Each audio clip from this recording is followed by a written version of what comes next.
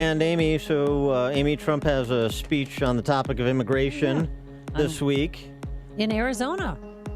Wednesday, yeah. Sure. I'm sure Sheriff Joe will be in attendance. Oh, yes. And he's clearly moved on the issue over the last week and some of his pronouncements. But now there was some kind of restating of core Trump proposals in this area from the primary. Over the weekend, Kellyanne Conway, his new campaign manager, said the wall is still an integral part of his immigration plan. Mike Pence did the Sunday talkies, essentially kind of restating Trump's position and saying it really hasn't changed in substance. He's just modulated the tonality a bit. But it sounded like the wall would be built after the criminals would be deported, and hopefully the people will voluntarily leave and then get in line to come back in the country. Well, there's a lot here, and we kind of need to funnel this. So, but let's understand first that Trump has changed what he is saying about immigration. And the left calls that flip-flopping on the issue. And there was a lot of vacillation last week, and then he was going to have his speech, and then he didn't. But let's take a walk down memory lane and listen to what Trump has said in the past about immigration and building the wall. They're illegal immigrants. They got to go out. But how do you do it in a practical way? You really think you can round up 11 million people? You know what? At some point, we're going to try getting them back, the good ones. You're going to have a deportation force, and you're going to do it humanely. Are you going to be sending in officers? We're going to be sending in people in a very into people's nice homes way. To get them out. We're going to be giving notice. We're going to be saying you have to go. We have at least 11 million people in this country that came in illegally. They will go out. They will come back. Some will come back, the best, through a process. They have to come back legally. Now, in point of fact, a lot of what he's saying in those sentence fragments has just congealed into an actual proposal.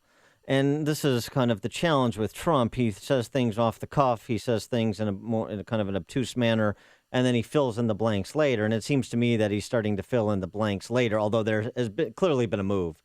But to a position that was not dissimilar to the position of many of the Republican presidential candidates in the primary, who he ridiculed for being soft on immigration.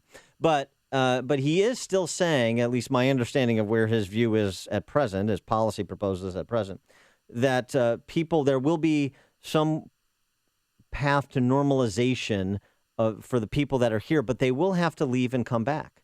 He is still saying that. So there may not be as much inconsistency as first reported, just because the edges have been rounded off in terms of how he is talking about immigration now versus how he was talking about it in the primary. You think people that are here illegally are going to abandon their homes or their work or their children and leave and come back here? Here's what I think. I think you have. It sounds great, but it's not going to happen.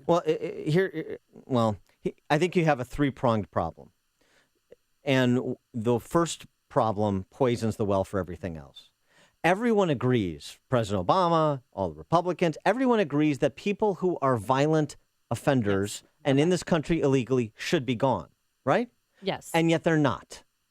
And the federal government's inability to accomplish something everybody says should happen poisons the well for a conversation about refugees who are fleeing persecution. It poisons the well in terms of some way to normalize people that are here, maybe not citizenship or even a pathway to naturalized citizenship, but legalization so that you can bring them out from the shadows if their only transgression was violating the law to come here, but they've otherwise been productive and law-abiding during their time here.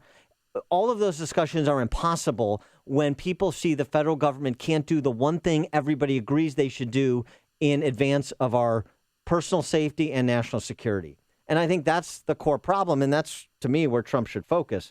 Let's get more insight on this and other issues from our friend Rachel Campos Duffy. She is the Libre Initiative's national spokesperson.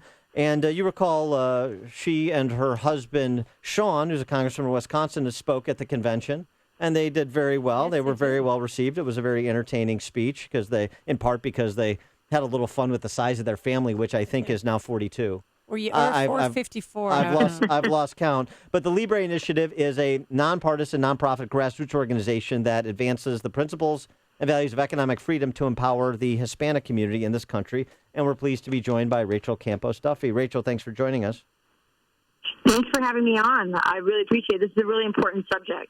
Well, so give us kind of your reaction to Trump's move on the immigration matter, and pick any of the topics that we were discussing under that umbrella of immigration. Sure. Before I talk about Trump, I do want to quibble with you a little bit. And you said, even President Obama agrees that we should be getting rid of the felons that are here. And I just don't believe that. Okay. Well, I mean, the federal government can do it. It just won't do it. I don't know why, because Hispanics don't benefit from being lumped in with felons and criminals and drug runners. And so I think that I think you're right. If Donald Trump just focused on that alone, I think it would clear up the subject so we know who we're talking about. Well, my point was just President Obama is taking that rhetorical position. I agree with you that he's not serious. We have the resources and the ability to do that if we wanted to. He just doesn't really want to. But the fact that nobody seems to want to, and that you don't see progress on that front, it kind of delegitimizes the entire political class in D.C. Completely agree with you on that. Completely agree with you. And frankly, I mean, I listened to the clips that you played of, he said this. It's confusing. I mean, I tried to prepare, to speak to you, and it's really hard because he's constantly moving on these positions. And it's, somebody who's running at this stage for president shouldn't be throwing vague statements out and then filling it in later. I don't like the way he's approaching this. He does this with all subjects. It's not just immigration. And at this point, I think he owes it to the American people to care about policy enough to get some detail and let us know what he's saying. So Rachel, do you think he's hurt himself by delaying his immigration speech? I think he's hurt himself by not clarifying any of this. I mean, and I think it was smart to soften on his rhetoric. I mean, it was not where the people are at right now. I think that people want felons out. People want an immigration system that works. They don't want the president to use executive authority, executive actions, and abuse that for this purpose. I think people want immigration decided and debated in the people's house. And frankly, there always has been on the conservative side a desire to deal with this. The problem is the president has had political motivations in taking it out of legislation and debate and into executive orders where he can then, claim that he's the one who really cares. But the problem is all of these orders can be reversed. They don't help in the long run, not just because it's not giving the certainty that Hispanics who are here need to know. Can I stay? How long? When this president's gone? Will it be reversed? It's not just that, but it's also poisoning the well. It's poisoning the discussion. It's making people think that our laws don't work and that our system is broken from a constitutional point of view. So there are people on both sides of the aisle who want to deal with this, but the president, frankly, has interfered I wonder, over and over again. The Libre Initiative is about extending the principles and values of economic freedom to empower Latinos in this country. So I wondered if you could speak to the complicated nature of the Latino community. We talk about the Hispanics or Latinos like we tend to kind of treat every group as a monolith based on their race or their gender.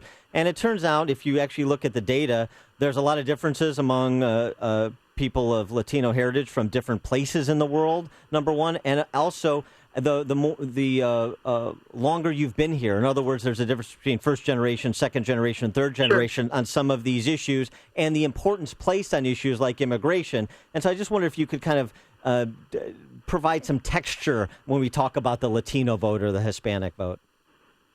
Absolutely. So if you've got a second generation or third generation Hispanic who is a working class person, they will be competing with people who come here without documentation or willing to work for less money. So it is true that it does undercut wages.